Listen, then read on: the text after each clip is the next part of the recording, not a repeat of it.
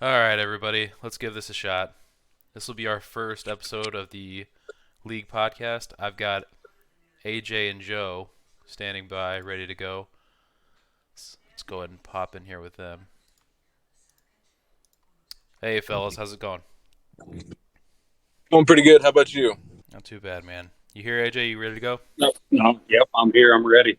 Okay, cool. So I figured we could start with a matchup recap from last week.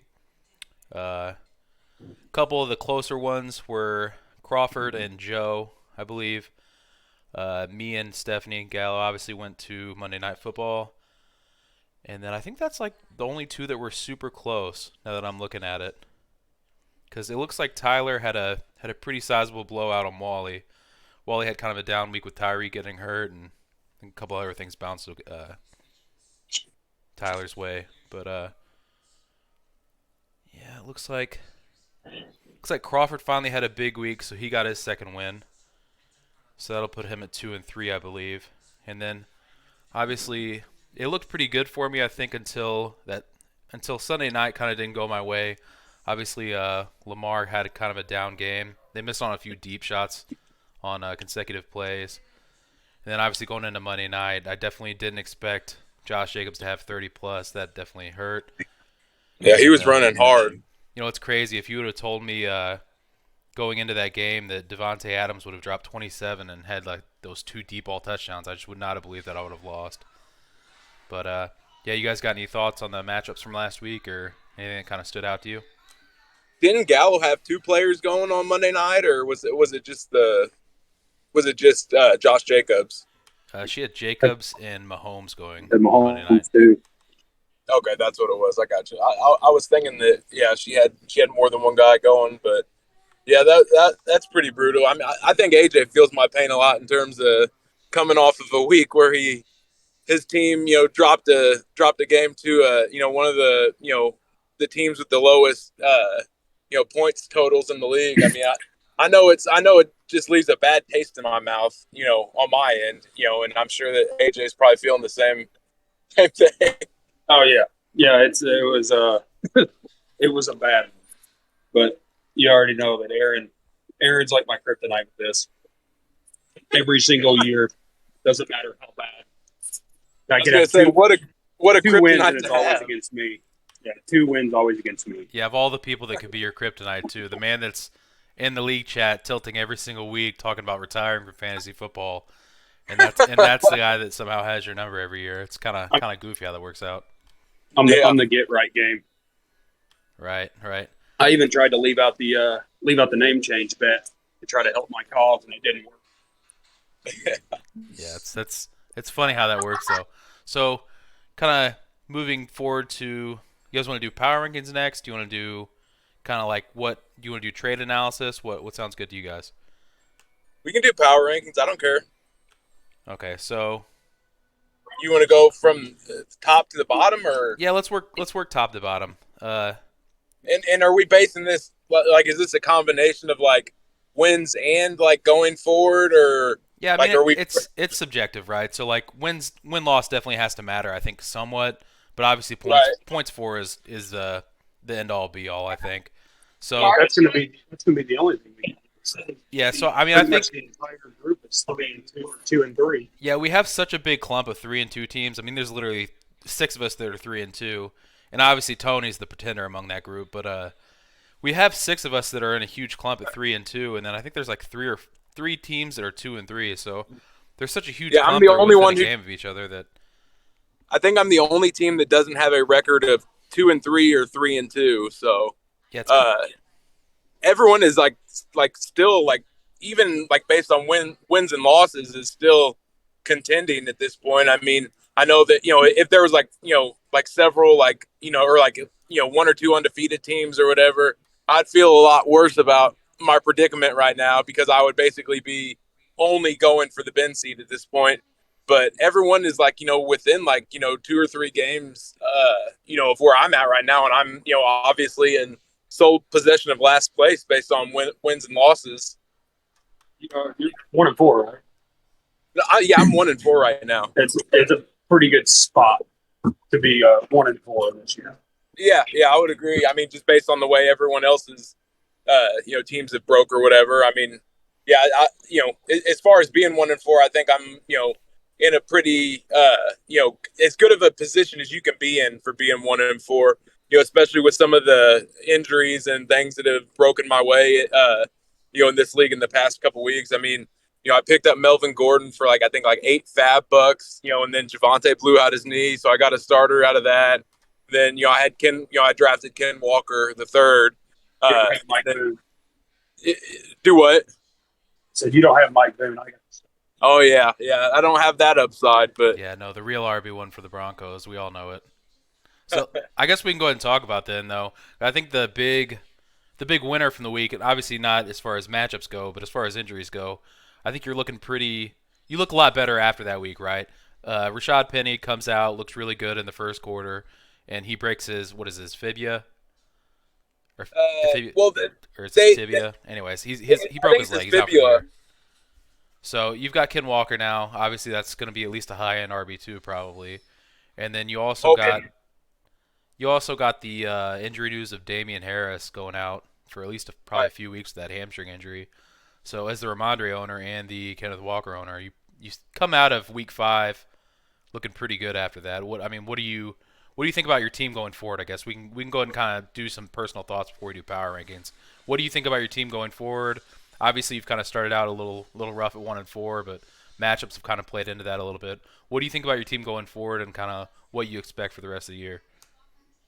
Yeah, I mean, I feel a lot better about it after this past week, which is funny because I lost, but I think that after the past 2 weeks, really, with picking up Melvin Gordon and I think that I just got a lot deeper over the past 2 weeks, in terms of startable assets, so I feel really good about everything going forward, and like we were talking about earlier with everyone kind of being, crammed in the middle at, 3-2 or 2-3, and my team being the only one that, doesn't have, a record of 2-3 or 3-2. No one's run away with the league, to this point. And, I think that, I have a pretty damn good team overall. And, my depth is a hell of a lot better after the past couple weeks. So I'm feeling really good about everything. Yeah, definitely. And I don't know, it's crazy because I kind of feel like I had a really deep team. Obviously, I've made a lot of moves that just stripped all that depth away completely. But it's kind of crazy how things have shifted over the last few weeks, and how teams with maybe not necessarily deep benches now have the deepest benches across the league, whereas other people were trying to trade depth for some of those higher end pieces. So I'll shift to AJ and kind of get his thoughts on his team going forward and how things have kind of played out so far and kind of what he expects going forward for his team. Well, mine, I'm not really sure. If you had the, I get rid of Jamar and CEH. Luckily, CEH was kind of going to fall there shortly after I traded him and pounded out a 19 carry load. Everything coming out right for you?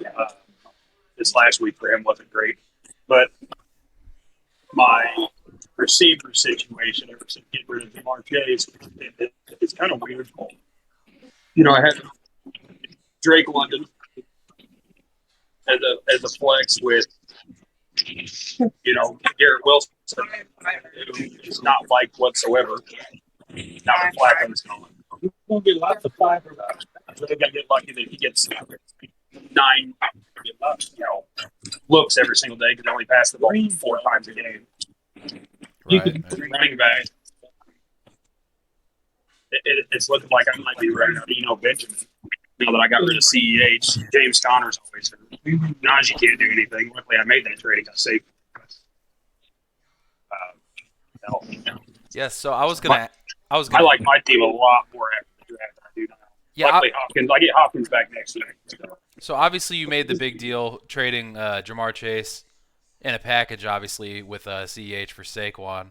I mean, do you feel a lot better after that deal? Obviously, that you got another high-end, if not the high-end running back in fantasy football to pair with Najee, because Najee's been pretty rough this year, right?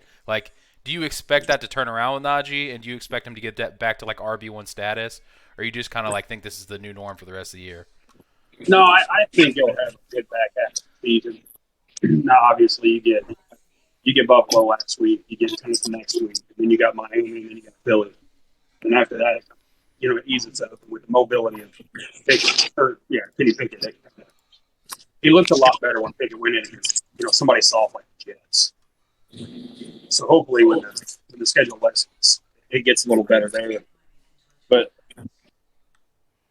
I mean, really, that's just my RB outside of Saquon. It just went down. Yeah, definitely. I mean, I didn't think that under any circumstances Wally would probably deal Saquon, so I'm going to be honest, I didn't even ask. But it's not that he even got the bad end of the deal, really, because he got value, right? He got Jamar Chase back along with CEH, and Wally made some pretty good deals. Obviously, in hindsight now, he obviously already flipped Brees Hall again, but I'll kind of wait for some, I guess, trade analysis. I guess we could do that here in a minute, but yeah, I don't know. It's kind of crazy how that worked out, and that he traded his RB1 away and the RB1 overall, and Wally still looks pretty. I mean, he looks pretty stout, right? So I guess we can move on. Just real quick, I feel pretty good about my team going forward. Obviously I'm 3-2. I'm in the clump. I've made a lot of big trades. I think if I could redo things, obviously I wouldn't trade away like 4 RB2s all at once. That was probably too much. Especially Brees Hall. That was the only one I really regret dealing. Obviously, like, since I've traded him, he's done nothing but ball the fuck out, so that hurts. Obviously, he's like one of the breakout stars in fantasy football this year, so I hate to see that, especially on somebody else's team. But getting Lamar back to stack with Mark Andrews, I really like that going forward. Hopefully, that offense kind of turns it around. Lamar's had kind of a rough 2 games since I've acquired him. Pittman's kind of had a rough few weeks, but I think he'll turn it around. He's definitely the one there, I think. And then obviously CeeDee Lamb and Godwin is my wide receivers 2 and 3. I like my my running back room a lot with Dalvin Cook and CMC. I've obviously got Mark Andrews at tight end. I obviously like him a lot. And then I'm hoping for a second half breakout for George Pickens. I think it's coming. He's looked really good in the spots he's gotten, right. And then Devontae's on the bye, but how does it feel, seeing Ben after talking so much shit about Pickens, and Sky Moore being better, giving him his ringing endorsement, basing his, that thinking he's going to be able to rely on him, the rest. Joe, there he goes. Yeah, you kind of cut out, Joe. You cut out midway through that. Yeah, I know. Megan started calling me in the middle of that, but anyway, what was I was just basically, pointing out how you were shit talking Pickens, and saying that, Sky Moore was better than Pickens, but then, and then you went and drafted him at, and he's keeper eligible. I was just asking AJ how that feels to see the duplicity in your statements versus your actions. It doesn't feel good because that's who I was going at that round until he grabbed him. So, I feel like I've got to like address this here. Drake London, if he made it to me in the 8th round, he was going to be on my team. I was big on Drake London. I got him in Dynasty. I think in in both leagues I did. I was big on Drake London. Obviously, I wanted Olave as well if I could have gotten him in a keeper eligible round. Obviously, that didn't happen. AJ decided to kind of turn the tables on me. He took London in the 8th, and then that kind of left me in a position where I didn't have the guy I wanted, right? I definitely liked the opportunity of Olave and London more than Pickens, right? I talked about that at length. Pickens was going to be a guy that probably broke out on the second half and didn't have like the opportunity the entire year. But I mean, yeah, I appreciate. You kind of got lucky. I mean, you talked me into Pickens. What else can I say? You did a good sell job. If Trubisky did any better, then you're not getting anything out of this. Yeah, I mean, Trubisky didn't look at him at all. He couldn't even throw it to anyone. See, and I think that's the difference, right? If Trubisky's the quarterback for even another 3 or 4 games, George Pickens is probably not nearly as valuable an asset in fantasy. Yeah, for sure. I was coming to the point with London where I'm looking forward to next year with Drake London, with Desmond Ritter, or somebody other than that actually throws. Are you expecting the Falcons to take a quarterback pretty early in this upcoming draft then, or Is that? I mean, I would think so, but you know, I guess it really just depends, where they're sitting and what kind of draft capital they have to move up. If they're top five, I don't see him rolling with Ritter. I mean, obviously, it's one of the best draft classes in a while. If they're top five, there's no way that they don't draft another. Yeah, especially with Bryce Young and I would agree with that. And C.J. Stroud sitting on the board there, man. I don't know how you pass on one of those guys.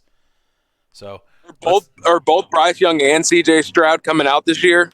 Oh yeah, 100%. Yeah, 100%. They're both coming out. Even you got people like Grayson McCall down in Coastal Carolina that's way better than Desmond Ritter. Like either way, if they're top five, they're drafting. Right. Yeah, I just don't watch, follow college. I mean, I'll watch college football, but I'm, more of a casual fan, whenever it comes to college football, as opposed to the NFL. Yeah, I've been trying to get Aaron into college football because I feel like if you watch the NFL, you've got to be into college football, like at least to like a small extent. Like you've got to like at least keep up on it. It is fascinating, especially with like the college football like race essentially. Like it is so fun to watch throughout the year. The pageantry and the rivalries. It's a fun thing to keep up with. Let's kind of shift to power rankings though. Hold on, Go ahead. The losing battle with it, man. I'm glad. Saturdays are. Oh, go ahead. Sorry. No, you go ahead. Oh, I was just gonna say you're fighting a losing battle there, Ben. The Saturdays are Aaron's Sabbath day. No, is that no. He's only like half Jewish. He's like a fake Jew. He's only Jewish when he wants to be offended by something I say. I know. I'm fucking around. I know. I'm just fucking around, but yeah. I was just going to say that I'm glad after that Aaron gave me that I'm glad we can fit in a portion of this to college football, which he will hate and not. So with power rankings, would you guys go with what the standings currently say? Would you have Stephanie? Would you have her team at 1, or how would you? Hell no. Okay. No, so let's get into this. Who would you guys rank as the 1? Joe, let's start with you. Who would you have as the 1? I mean, I'm not even saying. I would probably go with Wally.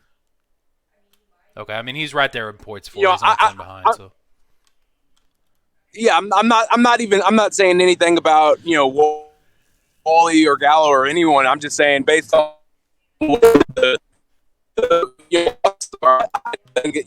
I mean, especially like AJ and I, obviously we're not going to agree with, that being an accurate representation of the actual, power rankings when we're sitting at, 2 and 3 and 1 and 4, even though, our point totals are like, middle of the pack or whatever, Right. Can you hear me? Yeah, you're like kind of like chopping up every now and then. I don't know if you're getting a call or what's going on. You sound like a robot. Yeah, it's just like you'll be talking and you'll be fine, and then it'll randomly kind of cut out. Shit. What it is occasionally I'll go to Illinois, the land of Lincoln, to buy some hemp products, and I'm on my way back to Indiana from procuring those hemp products. Need more fiber. I apologize for cutting in and out. Off the bridge in Grayville. So we may get to hear you get pulled over. Do what? In this. Hey, it's possible, baby. But like I said, it's strictly hemp products. I don't dabble in any marijuana or anything illegal like that. It's just strictly like hemp rope. Like hemp necklaces and shit. So I guess we'll probably not come to kind of like a consensus on the power rankings. Or at least, what do you guys think as far as the top? Like I would probably go Wally. I think I would probably go Gallo right after, just because like she's there in points for. And then I don't know for 3. Right. Let me pull it up. I would say probably you at 3. We're getting at the in no particular order. Mm-hmm. Me, Wally, Gallo, Ben, Joe, top 5. Someone else buying in for the Ben C. Is that what you think things will be? Yeah, that's my final prediction. Top 5, and then everyone else buying for Ben C. Yeah, I don't hate that. I think Josh is a pretty good, or it's been pretty good. Obviously, with Nick Chubb's been like out of this world to this point, so I've got to give his team at least a little bit of a mention. Eckler's obviously kind of bounced back from a rough first 3 weeks, but I think he could be right there too potentially. I think there is definitely, or there could be at least a big tier break after that though, right? I mean, we haven't seen Aaron. Tyler has Brees Hall now, doesn't he? Yeah, Tyler acquired Brees Hall in a subsequent deal after Wally acquired him from me, and Tyler does have Brees Hall now, so he's got him to pair with Derrick Henry. And then who else does he have? He has Mike Evans, Devonta Smith, Tyler Lockett. He's got Jalen Hurts. Brandon Cooks has kind of been I don't know how he did last week, but I don't love his team. I don't think it's one of the top 3 teams, but I do think that it's a pretty decent team. I'd say he's firmly middle of the pack if I had to rank him. Yeah, your fucking Illinois service is funny. It's you'll be talking normal and then it'll just go away. Yeah, it's terrible. I think he may have a playoff team. I don't know if it'll go much further than that, but it's probably a playoff team, maybe fringe playoff team. I just kind of hope that this continues that way throughout the whole year, because usually with this league at least, you got your top 3 that are 4 games away from the guys in the middle who are 500, and then the bottom sitting with 3 wins. Yeah. And it doesn't look like it'll be like that now. So, I guess we could probably agree more on who the bottom feeders are. Who do you guys think? If you had to pick, let's say 2 or 3 teams you would not want. Crawford, Aaron, and Tony for sure. Okay, those are probably my 3. Aaron's kind of gotten screwed somewhat with health. Obviously, he's had Kamara I think out 2 games now, and he's had Aaron has shit luck in general. Elijah Mitchell obviously is on IR, and he's got who else? Who's the third? Keenan Allen. Keenan Allen's missed damn near every week, right? So we're talking him we're talking him closer to retirement. Right, so he's kind of got screwed on health a little bit, but I almost hate lumping him in down there, but obviously the points for it's not good, so I think that's maybe where he belongs. So Tony, on the other hand, is somehow sitting at 3-2, and of all the people that should be 3-2, this motherfucker is not one of them, right? He's got 603 points for, sitting at 585 points against. I think that's the lowest in the league by far, or at least by 15 points it looks like. What's Joe's points against? Let me check. I think I'm the highest in points against. I'm not positive, but I think I am. He's got to be, right? You have to be. I put up. Yeah, Joe is the highest in points against by 43 points. Yeah, that sounds about right. So, I mean, that's a pretty big margin for 5 weeks in. That's still not as big as I thought it would be. That's just how close everybody really is right now. So, I don't know. Tony, with the way his team is structured, it's so rough every week, man, because he's got the 2 Packers running backs, and that, no matter what, one of them could pop off for a 40-point game, but the other one's going to have essentially 0, right? It's going to limit upside. A.J. Dillon's obviously been a non-factor since week 1. And then he kind of doubled down on that with the 49ers and George Kittle and Debo. And obviously, if it's not a high-powered offense, it's just something where you really don't want multiple pieces of, right? So I think that hamstrings him every week. It's Tony, so he's going to have 20 tight ends. But I don't think that strategy is going to work out this year. I think eventually it's got to come to an end. It's not going to work eventually. And I think we're finally seeing that come to fruition. Yeah, I mean, in the long run, I would tend to agree with you. I mean, I don't think it's going to pan out, over the course of the season, but somehow he's made it work so far, I guess.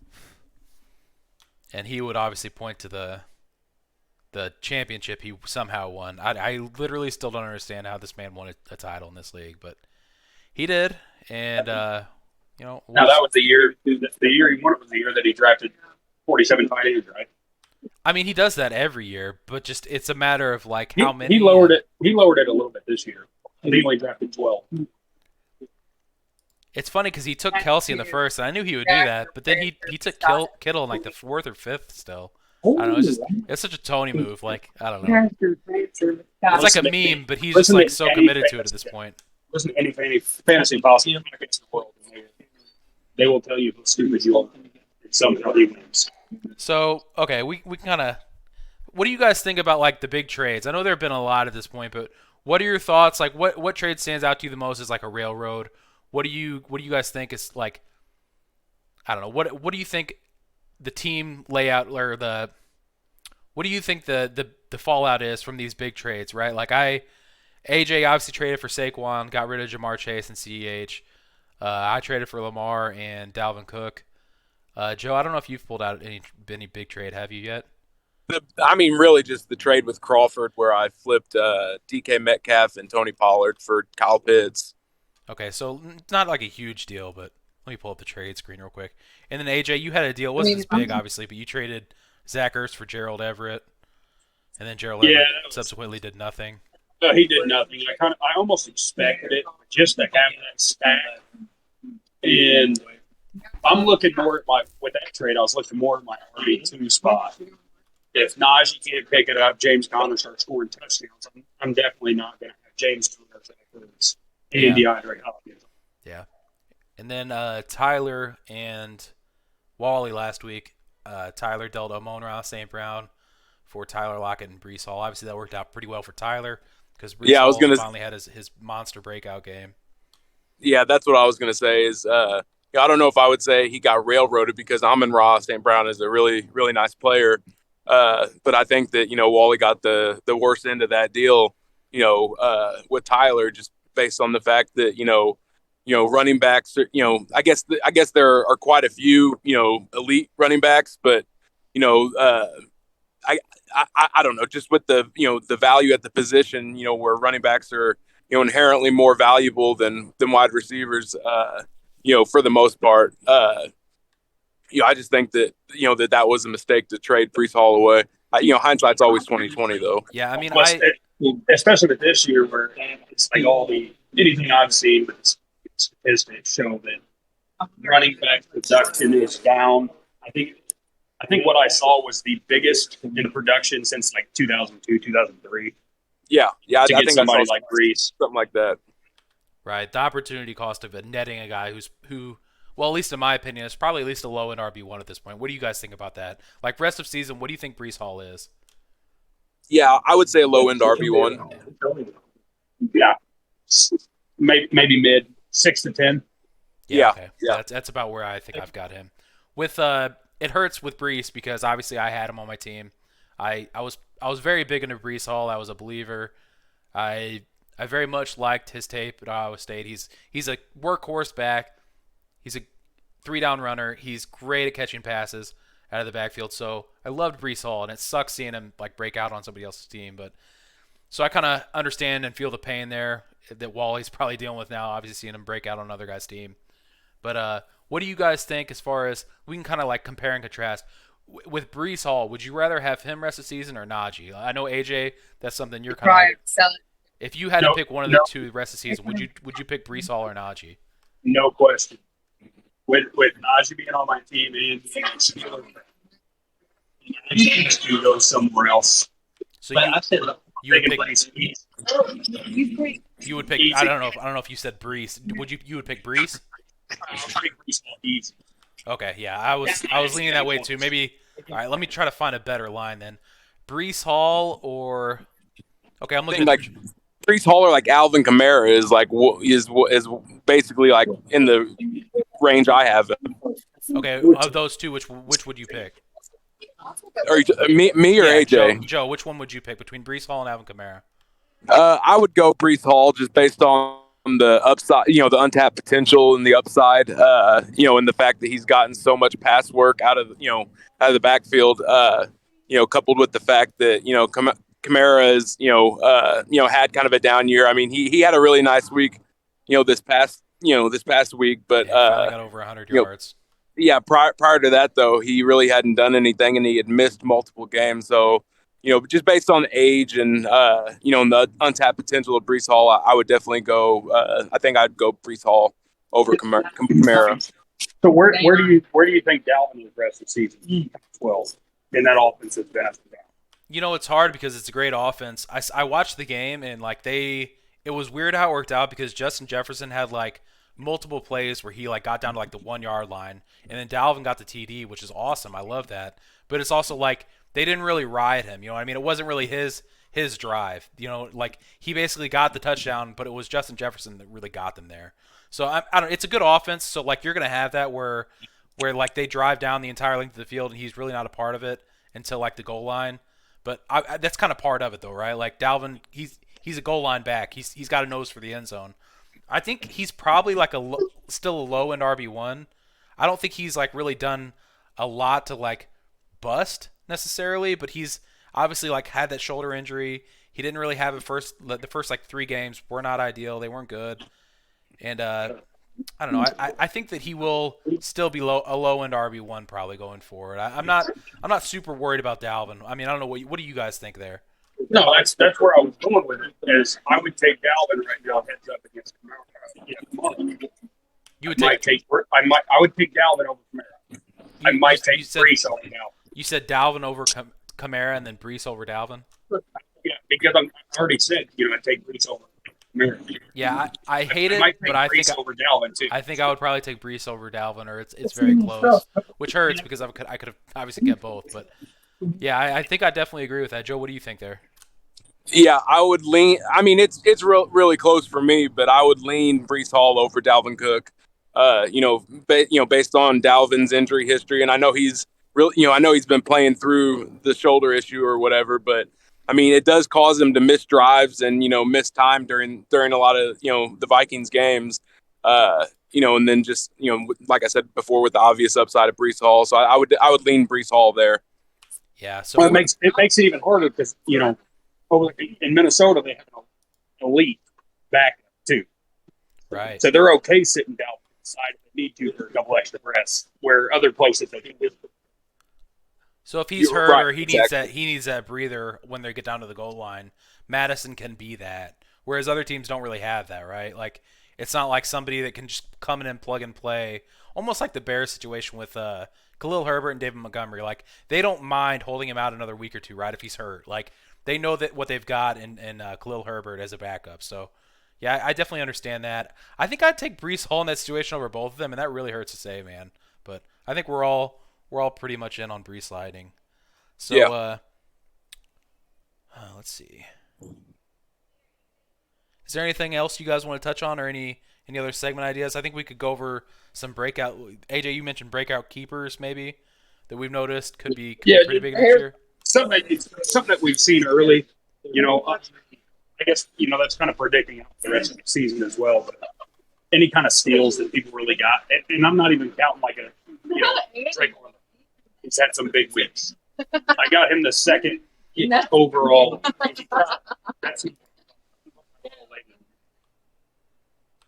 Yeah, I don't know. Which I can't even really see it, because I'm using this push to talk. I can check me out at the same time. So. Yeah. I as far as like steals, I can't remember. Okay, so you got him in round 10. I think Chris Olave is probably the wide receiver 1 in New Orleans right now. I think that's one pick Aaron definitely got right. Yeah. I like that a lot. Did I get 110? What's that? Funded. I took him at 8. Yeah, you took him in the 8th round because I was eyeing him hard, and I didn't get the chance. Now, how far up did Dameon Pierce go? I know he got talked up a lot. Did he go up into the 6? He's Aaron, out of keeper range. That is something I wanted to mention. I'm glad you brought it up. Dameon Pierce went in the 5th round to Aaron, and Aaron's been big on Dameon Pierce. He's one of the believers, right? They're all over Twitter and shit. Like he's got his own fanboy. Anyways, so Aaron's among them, right? And I liked Dameon Pierce when he was going in the 8th, 9th round. I loved him then. But his ADP got so high to the point where I just knew I wasn't going to get him, and that's kind of what happened here. But what do you guys think about Dameon Pierce and what he is rest of season? Do you think he's an RB2 because he's still in a bad offense, right? But he looks like he is probably a 3-down back or something like that. What do you guys think about Pierce? I think he's a high end. Very high end. Yeah, I mean, I would probably put him more in the middle, a middle range of RB2s, but I do think he's definitely an RB2, and I mean, he looks great, running the ball, but like you said before, he does play on a bad offense, and I think that just limits a player's opportunities a lot unless they're just otherworldly, an otherworldly talent. So I definitely think that's gonna cap his upside a little bit. Yeah, definitely. Go ahead, AJ. I was just gonna say just like Breeze, I would take Damian Pierce over my initial. We got safety in there. Obviously, not taking anybody over that. I would take Breeze and Damian Pierce over my initial RB1 and RB2 selections of Najee and James Conner. Yeah, man, it's crazy. Hindsight sucks so bad because like it hurts seeing that, but it's with Damian Pierce. I think he's good. Obviously, the opportunity is like everything you would ask for there. They after week 1, they basically decided like Rex Burkhead sucks. He's old. We're done with this shit. Like, and they've kind of like completely shifted over to Damian Pierce, right? I still don't think he's on the level of Brees Hall because we haven't seen like 3-down workload in college where Brees Hall was like the pass catching back, and he like was setting records at Iowa State for touchdowns. So I mean, with Brees Hall, he's like clearly like a bona fide RB1, I think. But Damian Pierce is definitely respectable and probably like at least a mid end, maybe high end RB2. Wait, he's got that big run breakout potential. He had what, a 75-yarder last week? Yeah, he broke off the big one, which definitely like made his day look pretty damn good. But yeah, he broke off a really long one last week. What are your guys' thoughts? And obviously I have, I'm biased because I'm, the Ken Walker, the third manager. What do you guys think he's going to do the rest of the year? I think he's probably a mid to high end RB2, depending on if the offense keeps it up. If the offense keeps overperforming like they have through the first 5 weeks or whatever, I think he's probably a high end RB2, just because the scoring potential is still going to be there, and he's pretty much eating up all the work outside of like the 3rd down and 2-minute drill. So I think he's probably like a high end RB2, and obviously like without the potential of another capable back to take over the early down work with Rashad Penny completely just out for the rest of the year, I think he looks obviously pretty good.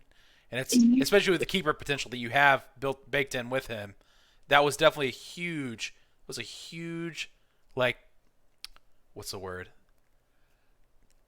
That cannot be in my crowd. It was huge, like for you, that happened basically. Like Rashad Penny going out for the year, it almost reminds me of 2 years ago when, not that he is like of the caliber that Jonathan Taylor is, but I had Jonathan Taylor like 2 years ago, and like week 1, Marlon Mack tore his Achilles or whatever, and he was out for like the rest of the year. It kind of reminds me of that, where like he has the skill set, he is like the young back, and that they have premium draft capital like pumped into, and he finally gets just like vaulted into the role because of like the injury to the other back.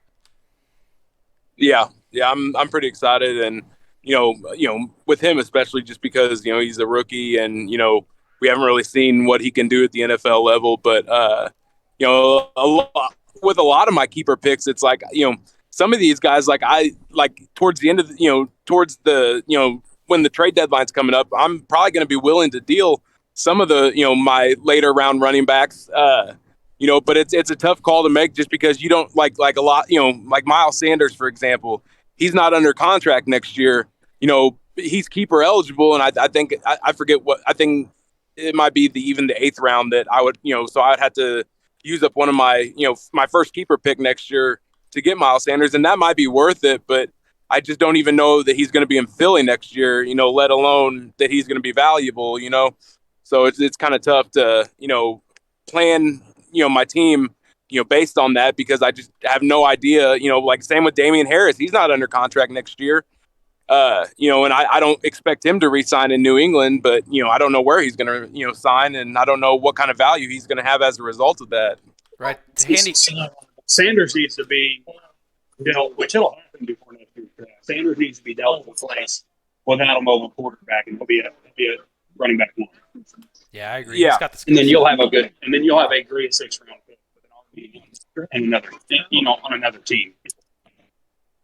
Yeah, I mean, Jalen Hurts bolted so many damn touchdowns. Oh yeah, no. As far as Tim Parker, because I kind of didn't jump in on that one. I think what Ben said is probably accurate. High end to mid RB2, depending on what Harold does, because he's the type of guy that always goes to the old veterans on the team. And I want to see what he does with AJ Dallas. Hopefully, he doesn't push some 3rd down work and all that stuff.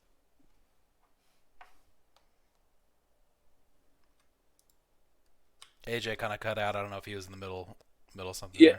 There. He cut out a little bit for me too. I didn't know if that was on my end or. Yeah, Where you kind of. Where did I go when I? Where did I go? Where did I stop? You were talking about Pete Carroll and like how he kind of goes for the veteran usually with these Oh backfield yeah, splits. yeah. I was saying with Ken Walker, I just want to see next week how now that he's out for the rest of the season. I think fibula, tibia, one of the two. Mhm. I want to see what Phil does with DJ Dallas and see if he tries to incorporate him to get Ken Walker in and not injure him as a rookie like he has in the past. Right. Right. That's my big concern too. Is I'm hoping that I don't think that he's going to be the main guy in the main running back for the passing work or whatever. But I'm just hoping he gets a decent amount of passing work as a result of being the first and second down guy. Yeah, definitely.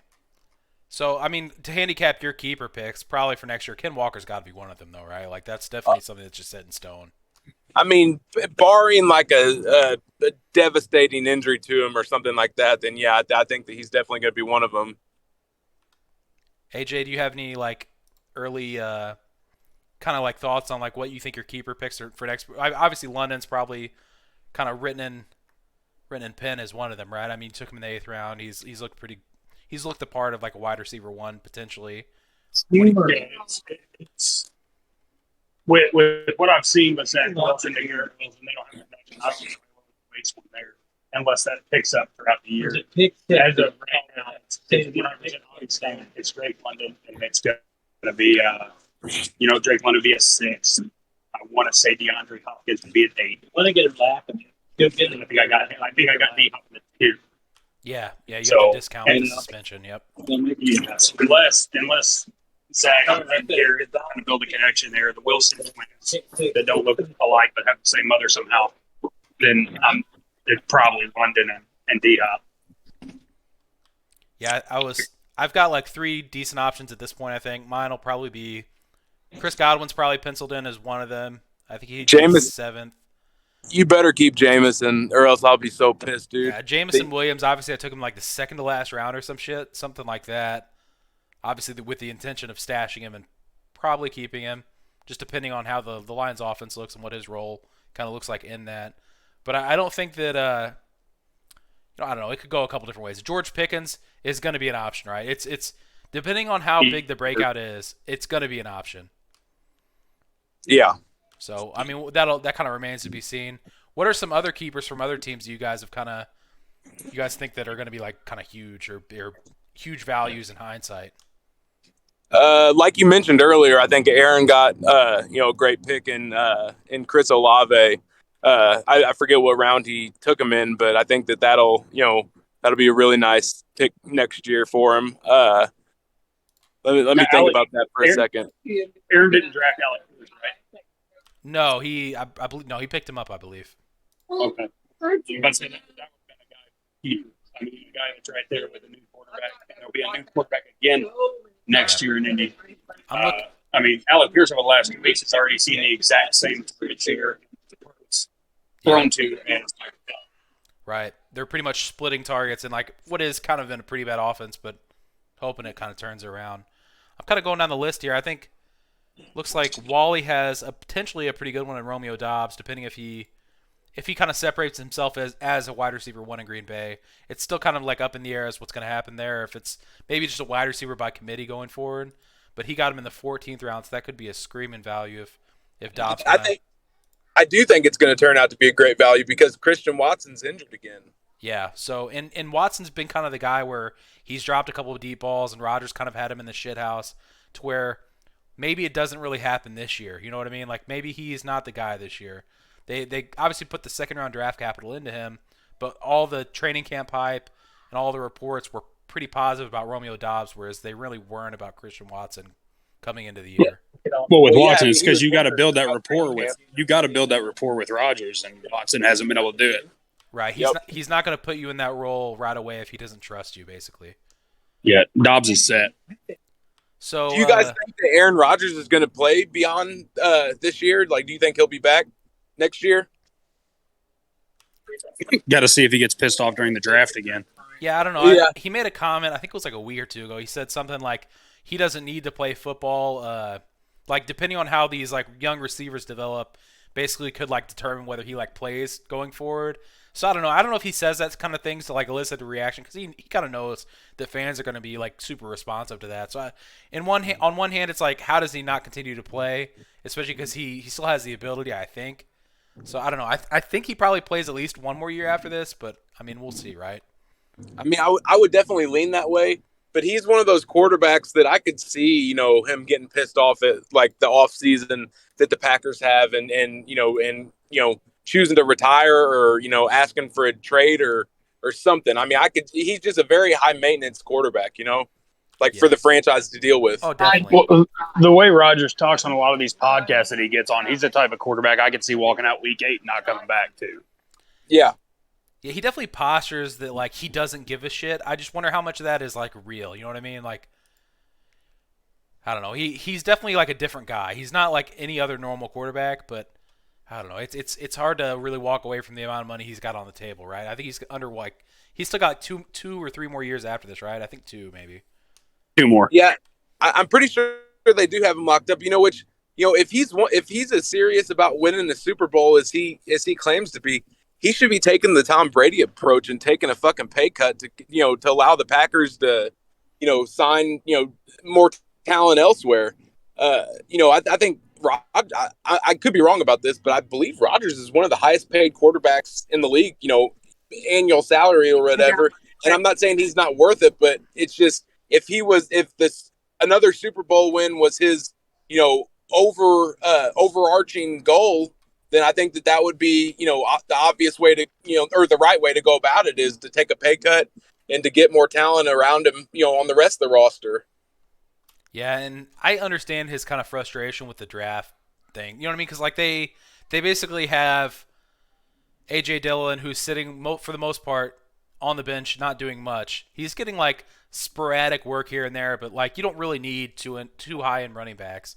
And then they've just the whole quarterback debacle. I understand his frustration, but I don't know if I was him, I would probably just I would want final say in draft picks. Honestly, like he's got that kind of leverage where I would tell them like, look, I'm gonna walk if you don't give me that kind of leverage over that shit. He has to say something like that because they don't listen to him.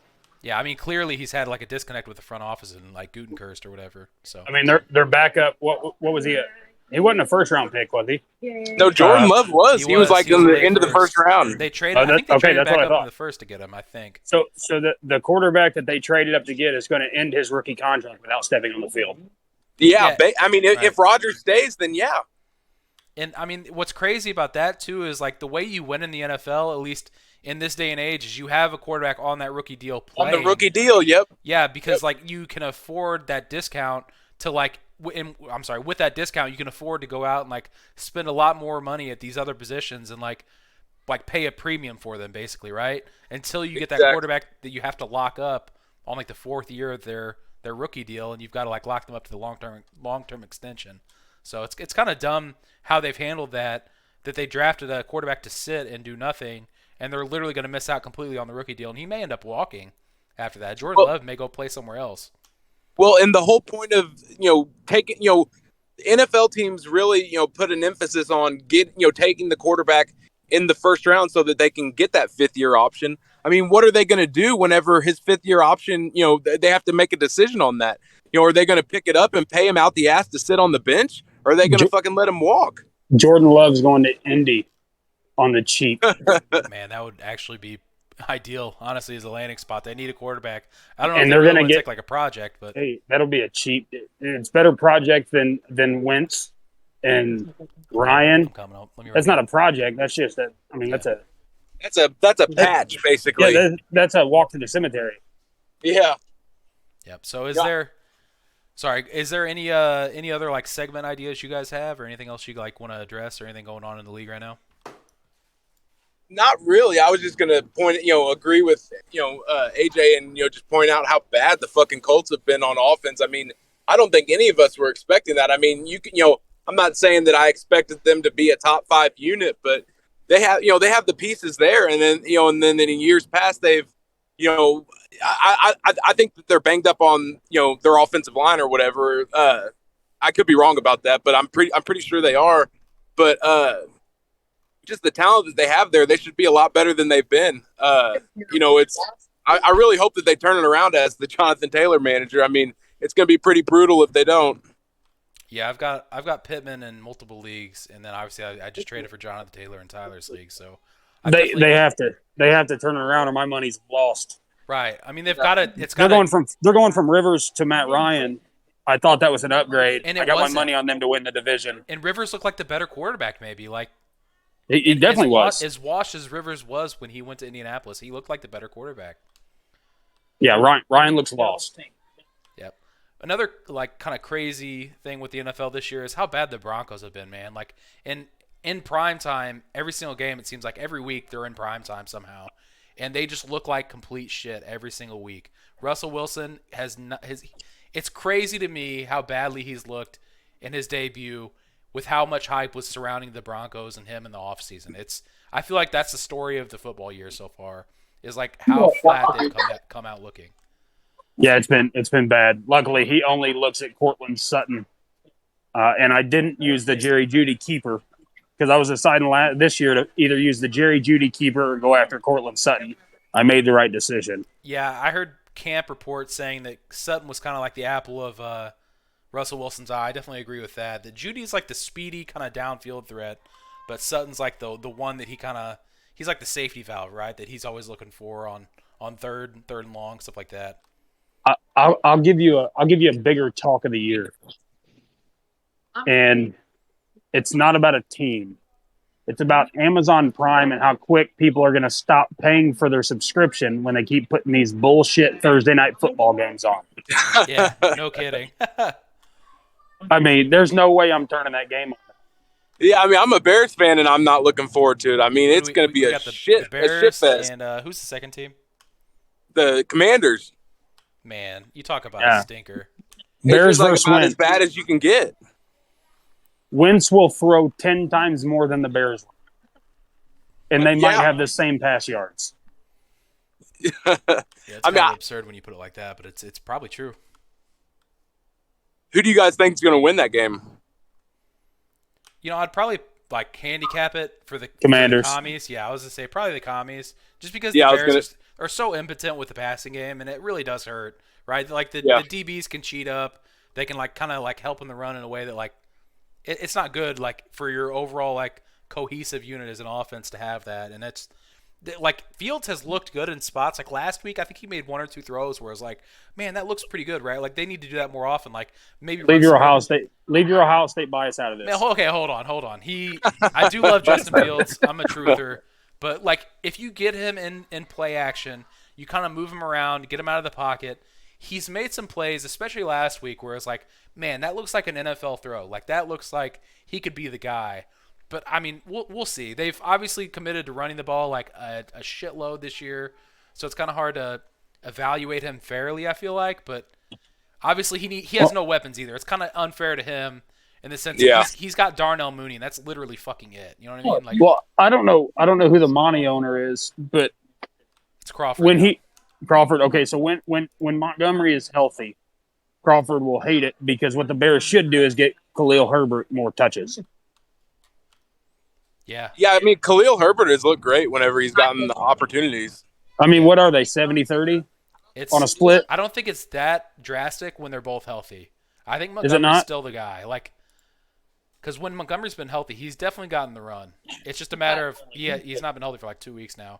Last week I don't think really counts either because I don't know what his snap rate was, but he was coming back from an injury and it was like a weird ankle knee thing going on. So like, I don't know how much to really read into that. You know what I mean? Yeah, but when they're both healthy, I still think it should be a 60-40 split with Khalil as the main back. I just think he's a better running back. And maybe, he's more explosive. Right, and maybe that's something that like kind of develops over the back half of the year too, where you know Khalil Herbert's like the younger back, not by much. Obviously, Montgomery was drafted at 19, but maybe it's something that kind of develops over the back half where Herbert kind of eats into that workload more. I don't want to talk about younger guys because Najee. They just mentioned that Najee's about to be, giving up more snaps too. I'm a Steelers. I don't even know the backup's last name. I can't even think of it. Jalen Warren. Jalen Warren, and he is so much more explosive than Najee Harris. And they're about to start giving him more. So, dude, the way he's running and Najee can't. What is wrong with Najee? Okay, we could probably talk about this all night, but what is wrong with Najee? They blame it I've on the heard line. speculation about the injuries. I don't I've know heard that. if he's injured or not. I've heard that too, but I don't believe it. You know, everything from the inside, they blame it on the offensive line. The offensive line's bad. The offensive line gets better, needs to get better, and then next thing you know, Jalen Warren's got 3 20-yard runs in a game that he comes in. Yeah. Right. I mean, the offensive line, Joe, you're sounding robotic. dependent on that. I think it's. There you go. I'm roboting. Yeah, you're good now. You're good now. Yeah, you're back in it. Okay. But yeah, he had a bad offensive line last year, and he was still great.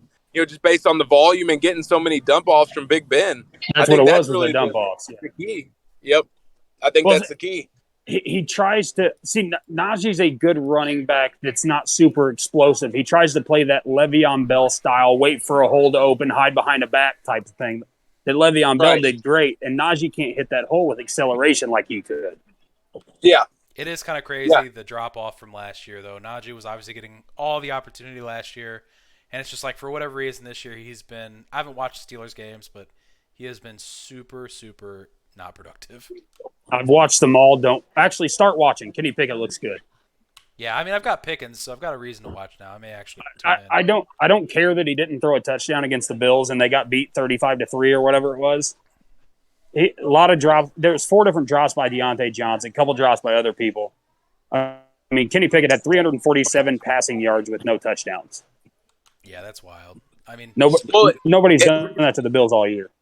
Well, and most teams are going to get destroyed by the Bills too. So I mean, there's that. From behind, and they've got to air it out. But right. All right, guys. Do you guys have closing thoughts or anything? We could probably try to wrap this up and maybe keep it under an hour, if possible. But no, I think I'm good. All right. Yeah, I'm good on the league for sure. All right, we'll probably try to put out a weekly podcast of some type. We'll probably get cycle different people on here, and just to get different viewpoints and such on things going on. But next week I won't be on. Maybe somebody else will do it. I know Tyler does one for his league. But yeah, all right. Well, thank you guys for coming on. Appreciate it.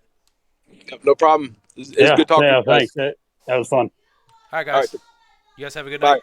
All right, we'll see you. Enjoy those Dollaritas. Oh, there's about 4 already gone. Nice. All right, later, Phyllis. See you, buddy.